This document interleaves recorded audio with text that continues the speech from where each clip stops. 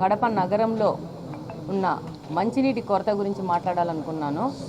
దాదాపు ఒక 15-20 రోజుల నుంచి 4 నుంచి 5 రోజులకు కూడా నీళ్లు రాని పరిస్థితి ఉంది. ముఖ్యంగా ఈ నెల రంజాన్ మాసంలో ఈ యొక్క పరిస్థితి అనేది చాలా దురదృష్టకరము.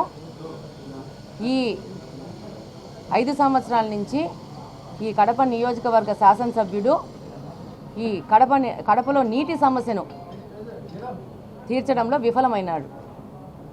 నిన్న ఖలీల్ నగర్కి వెళ్తే ఇంత స్కేర్సిటీలో ఇప్పుడు నీటి పైపుల మరమ్మత్తు అంటూ ఎలక్షన్స్కి 50 రోజుల ముందు కంప్లీట్గా రోడ్లు తవ్వేసి ఇళ్లలోంచి సామాన్య పౌరులు బయటికి రాని పరిస్థితిలో ఈ యొక్క కడప నగరాన్ని ముంచెత్తుతుంది. కానీ మొన్న రాత్రి 11 గంటల ప్రాంతంలో నమాజ్ చేసి బయటకు వస్తున్న యువకుడిని రాత్రికి ఇక్కడ హాస్పిటల్లో చేర్పించి ఇక్కడి నుంచి 2 గంటలకి హైదరాబాద్కి షిఫ్ట్ చేసి హైదరాబాద్లో చేర్పిస్తే ఎవరు ఈ గాంజాని ఈ యొక్క నగరంలో వాళ్ళు సపోర్టుతో ఈ యొక్క ప్రమాదం ముంచెత్తుతుందో వాళ్ళు వెళ్ళి మళ్ళీ పరామర్శిస్తున్నారు. ఈ గాంజాని ఈ విధంగా కడపలో ఈ విధంగా దుమారంలాగా తీసుకొచ్చేసి దీన్ని అంతా చేసిన అధికార పార్టీ వాళ్ళు మళ్ళా వాళ్ళు చేసిన తప్పుకి ఏమాత్రం ప్రాయశ్చిత్తం లేకుండా వెళ్ళి పరామర్శిస్తున్నారు. ఆగస్టులో లక్షిత అనే అమ్మాయిని పులి చంపిందన్నారు. ఆ అమ్మాయి చంపిన పులిని పట్టుకున్నారంట. ఫోరెన్సిక్ టెస్ట్ల ప్రకారము తిరుమలలో లక్షిత ఆగస్టులో చనిపోయిన అమ్మాయిని పులి చంపితే ఫోరెన్సిక్ ల్యాబ్లో పెట్టి పులిని పట్టుకున్నారంట. కానీ 5 సంవత్సరాల క్రితం చనిపోయిన వివేకానంద రెడ్డి గారి సంబంధించిన హంతకులను మాత్రము పట్టుకోలేకపోతున్నారు. ఇది రాష్ట్రంలోని పరిస్థితి. ఇది కడప జిల్లాలో పరిస్థితి. 6 పులులను పట్టుకున్నారంట, బోనులో వేశారంట. అందులో 4వ పులి యొక్క ఆనవాళ్లు మ్యాచ్ అయినాయంట.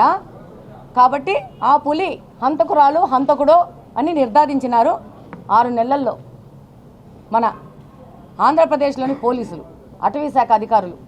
కానీ 5 సంవత్సరాల క్రితము దారుణంగా ఆయన్ని ఏ విధంగా చంపారో నాకైతే తెలియదు. కానీ అలాంటి హత్యకు సంబంధించిన దానికి తోడ్పడిన వాళ్ళని మాత్రం ఈ రోజు వరకు పట్టుకోలేదు.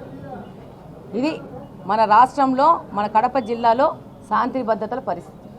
ఎన్నికల గంట మోగింది. మోడల్ కోడ్ ఆఫ్ కండక్ట్ ఫోర్స్లోకి వచ్చింది. కానీ వైసీపీ వాళ్ళకి మాత్రం మోడల్ కోడ్ ఆఫ్ కండక్ట్ ఫోర్స్లోకి వచ్చినట్లేదు. తెలుగుదేశం పార్టీ ఎన్నికల ప్రచారం లేకపోతూ ఉంటే అధికారులు తీవ్రమైన ఆంక్షలు, పర్మిషన్ల పేర్లతో ఒక ఇంటికి పోయి ఓటు అడగాలంటే కూడా ఎన్నికల ఆంక్షలు పెట్టి పర్మిషన్ తీసుకోవాలంటున్నారు. అదే వైసీపీ వాళ్ళు యథేచ్ఛగా రోడ్లో 10-15 వెహికల్స్ పెట్టి కాన్వాయ్ లాగా పోయి పూలు జల్లుకుంటూ డప్పులు కొట్టుకుంటూ యథేచ్ఛగా తిరుగుతున్నారు. వాళ్ళకి ఎన్నికల నిబంధనలు వర్తించవా అని జిల్లా ఎన్నికల అధికారిని ప్రశ్నిస్తూ ఉన్నాను. మోడల్ కోడ్ ఆఫ్ కండక్ట్ వచ్చిన తర్వాత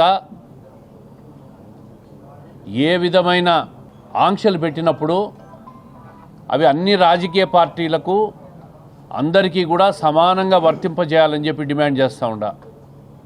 సమస్య కూడా తీర్చలేక ఒకవైపు రైతులు కరువుతో అల్లాడిపోతూ ఉన్నారు. కరువు మండలాలుగా ప్రకటించడంలో ప్రభుత్వం విఫలమైంది. కనీసం తాగునీరు కూడా సమస్యను పరిష్కరించలేకున్నారు.